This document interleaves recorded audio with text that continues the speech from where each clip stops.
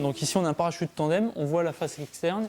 On distingue bien une séparation tout simplement parce qu'on va trouver deux conteneurs différents. Dans celui du bas, on va trouver le conteneur de la voile principale à 1500 mètres de hauteur. Quand je vais déclencher l'ouverture du parachute, et ben, tout simplement c'est la voile qu'on va voir au-dessus de nous. Plus qu'un loisir, un réel mode de vie, le saut en parachute.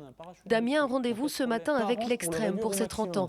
Baptême de chute libre, baptême de vol en hélicoptère. Ce Haut-Savoyard commence par un briefing. Un mousqueton, enfin un crochet, a une résistance de 2,5 tonnes. Il y en a 4. Vous faites le calcul, ils ont vu large. Donc, pour un saut en parachute, l'hélicoptère est relooké. Exit les fauteuils, les casques, les ceintures. L'habitacle est dénudé pour éviter tout accrochage. Ouais, vu comme ça, ouais, c'est pas mal. C'est quelque chose qui est un peu contre nature, quoi. C'est sauter en plus, là ça se fait d'un hélicoptère, donc en plus c'est mon baptême d'hélico en plus de chute libre. Le tandem est prêt, l'aventure peut commencer. 10 minutes de vol pour un largage à 3000 mètres d'altitude. Temps de chute libre, 40 secondes. Donc là tu vas te redresser, glisse entre mes jambes. Vitesse de pointe jusqu'à 190 km/h.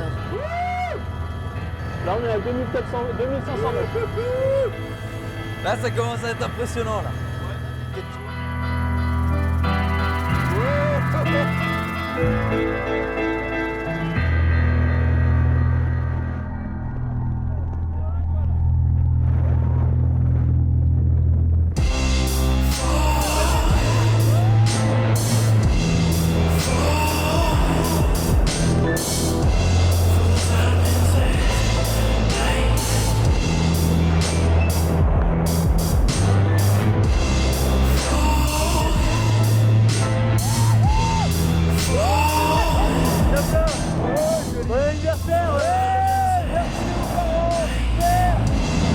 Durant le vol sous voile, Damien est initié au pilotage à 1500 mètres d'altitude.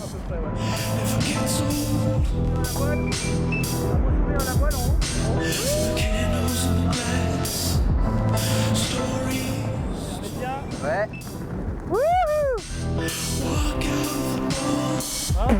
Retour sur la terre-ferme. Je me remets des émotions. Le stress est venu toute la montée de l'hélico. Jusqu'à la montée dans l'hélico, ça allait. Et puis après, l'ouverture de la porte, Fred qui commence à se pencher. Ça fait... Ouais. On arrive, on est un peu vidé, flagada, tout ce qu'on veut. Mais j'ai bien hurlé, je me suis bien dépensé. Ouais. Son rêve, Fred l'a réalisé avec l'armée au régiment de parachutistes d'infanterie de marine. Aujourd'hui, il s'est reconverti dans le saut touristique, mais toujours avec la même rigueur côté sécurité. Même si on a une certaine accoutumance, ben, chaque saut, chaque sensation est réitérée, mais de façon différente, puisqu'on n'a jamais, je parle pour le tandem hein, notamment, mais on n'a jamais la même personne devant. Donc on est toujours aux aguets parce qu'on ne sait pas forcément comment la personne va réagir, que ce soit en bien ou en mal. Donc il faut qu'on arrive entre guillemets à la canaliser, à l'accompagner.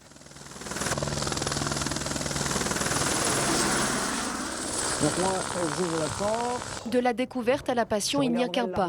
Loïc saute depuis l'âge de 16 ans. Ses partenaires d'escapade, ses parents et son frère Gabriel. T'es confortable pour basculer là, papa? Ce champion du monde de parachutisme saute maintenant pour le plaisir partagé en famille.